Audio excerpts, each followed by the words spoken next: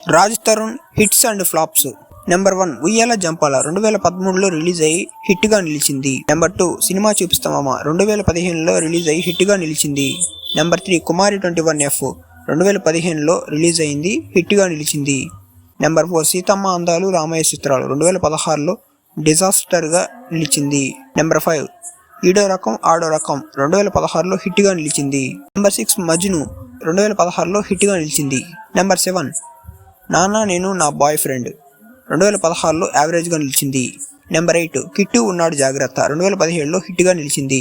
Number 9 అందగాడు 2017లో average గా నిలిచింది.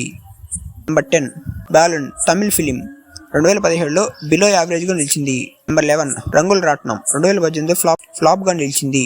నెంబర్ 12 రాజుగాడు 2018లో ఫ్లాప్ గా నిలిచింది. నెంబర్ 13 లవర్ 2018లో ఫ్లాప్ గా నిలిచింది. నెంబర్ 14 ఇద్దరు లోకం ఒకటే 2019లో ఫ్లాప్ గా నిలిచింది.